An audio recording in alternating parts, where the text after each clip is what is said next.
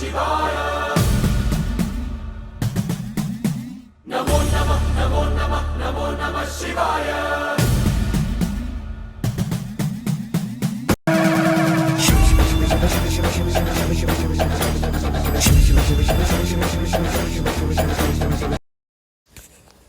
పురాణం అధ్యాయం 12.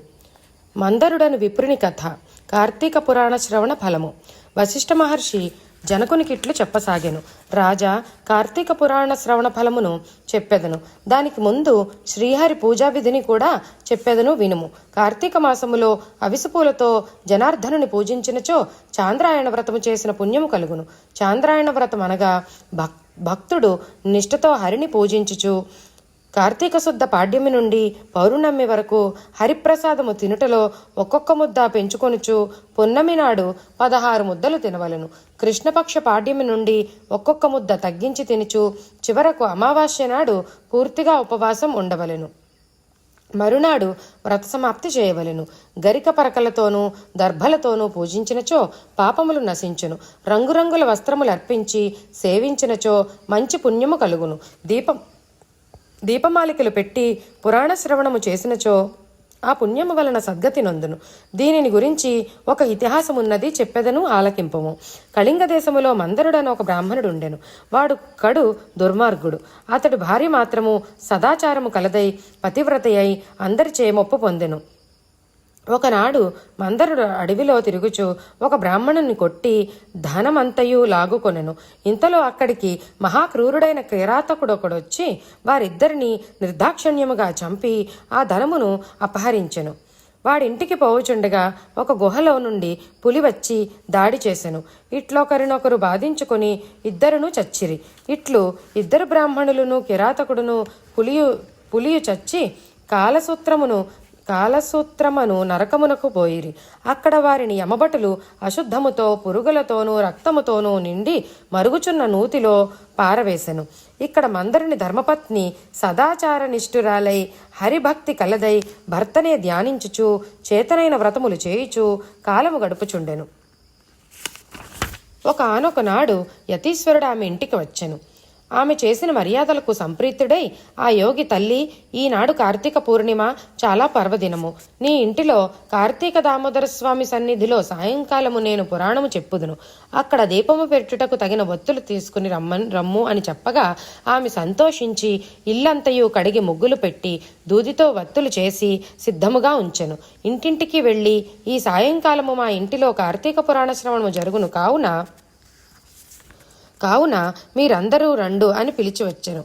సాయంకాలం అయ్యెను. యోగి వచ్చి తాను తెచ్చిన నేతివత్తుల తడిపి దీపములు వెలిగించి శ్రీహరి పూజ చేసి ఆ తరువాత పురాణ పఠనమును ప్రారంభించెను.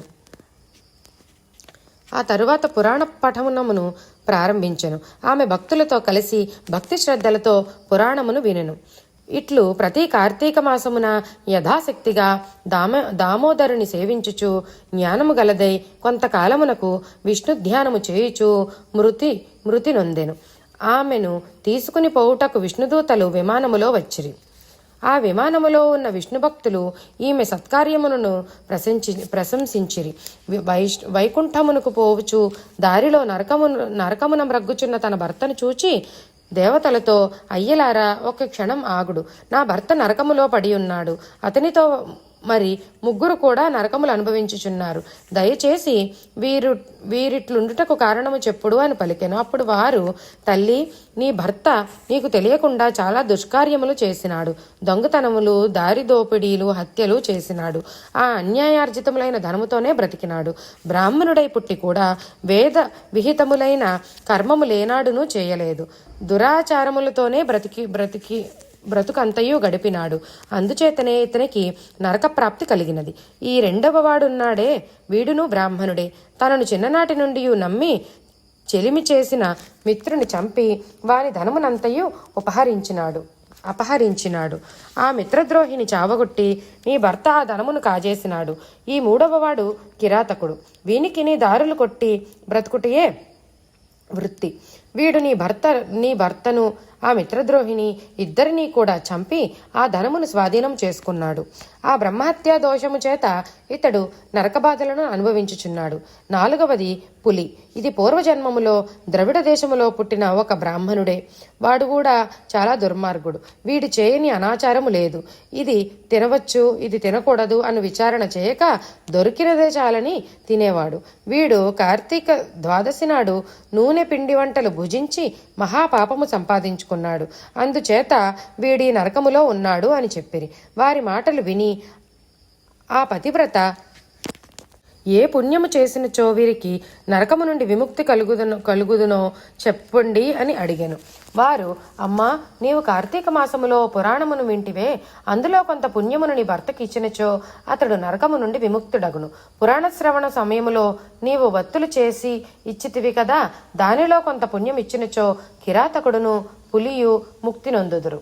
పురాణము వినుటకు రమ్మని నీ ఊరివారిని పిలిచినావు కదా, దానిలో కొంత ఇచ్చినచో మిత్రద్రోహి విముక్తుడగును అని చెప్పగా ఆమె వారు చెప్పినట్లు ఆయా పుణ్య ఫలమును దారపోసెను.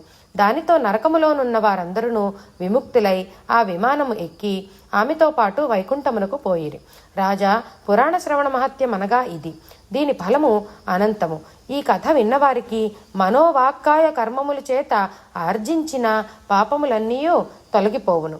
వశిష్ఠ మహర్షిచే చెప్పబడిన స్కాంద పురాణమందలి కార్తీక మహత్య పారాయణము 12వ అధ్యాయం సంపూర్ణం.